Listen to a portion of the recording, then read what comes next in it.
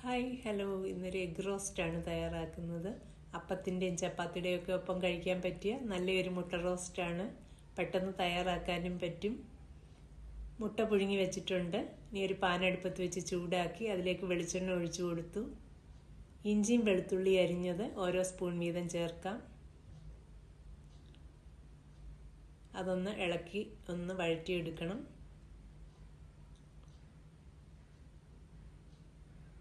അത് നന്നായി വഴറ്റിയതിന് ശേഷം സവാള അരിഞ്ഞതും 2 പച്ചമുളകും കുറച്ച് കറിവേപ്പില ഇടാം.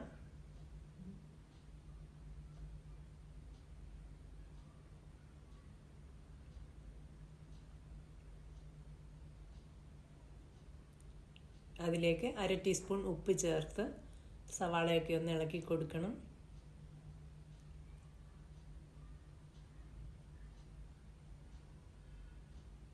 കുറച്ച് നേരം ഒന്ന് ഇളക്കി ആ സവാളയൊക്കെ ഒന്ന് നന്നായിട്ട് സോഫ്റ്റ് ആകുന്നത് വരെ വഴറ്റിയെടുക്കാം.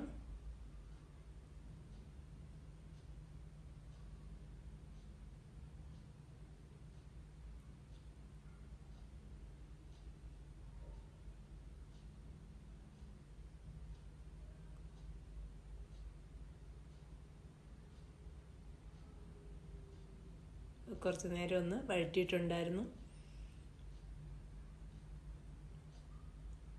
ഇപ്പോൾ നന്നായിട്ട് സോഫ്റ്റായി വന്നിട്ടുണ്ട്.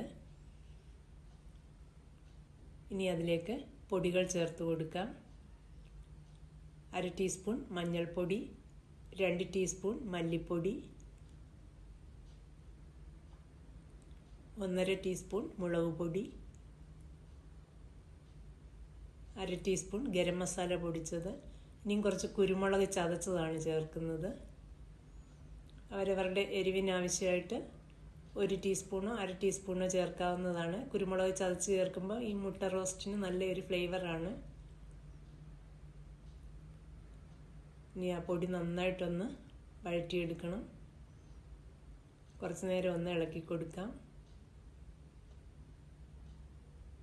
ഇപ്പോൾ അത് നന്നായിട്ട് വഴറ്റിയിട്ടുണ്ട്. ഇനി അതിലേക്ക് തക്കാളി അരിഞ്ഞതാണ് ഇട്ടത്. അതും ഒന്ന് ഇളക്കി ഇനിയും വഴറ്റിയെടുക്കണം. തക്കാളിയൊക്കെ ഒന്ന് വെന്ത് വരണം. ഒന്ന് ഇളക്കി കൊടുത്തതിന് ശേഷം ഒന്ന് അടച്ചു വെച്ച് കൊടുക്കാം.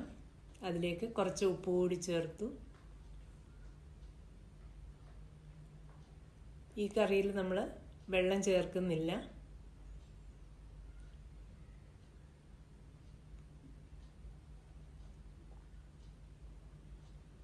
തക്കാളിയൊക്കെ വെന്തിട്ടുണ്ട്.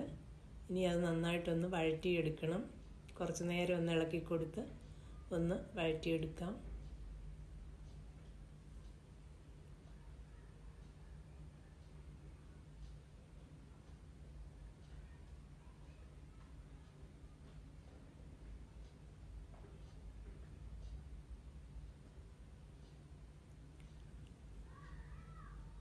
ഇപ്പം കുറച്ച് നേരം അത് വഴറ്റിയിട്ടുണ്ടായിരുന്നു. ഇനി അതിലേക്ക് കുറച്ച് കറിവേപ്പിലയും കൂടി ഇട്ട് കൊടുത്തു. ഒന്നുകൂടി ഒന്ന് ഇളക്കി 2-3 മിനിറ്റ് ഒന്നുകൂടി ഒന്ന് വഴറ്റിയെടുക്കാം. അതിനുശേഷം പുഴുങ്ങി വെച്ചിരിക്കുന്ന മുട്ട കൂടി ചേർക്കാം.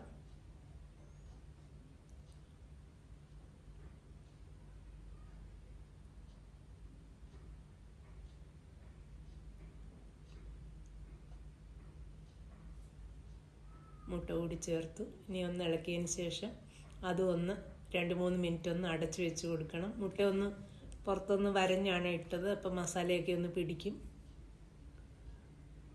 ഇളക്കിയതിന് ശേഷം ഒന്ന് അടച്ചു വെച്ച് കൊടുക്കാം. അടച്ചു വെച്ചിട്ടുണ്ടായിരുന്നു.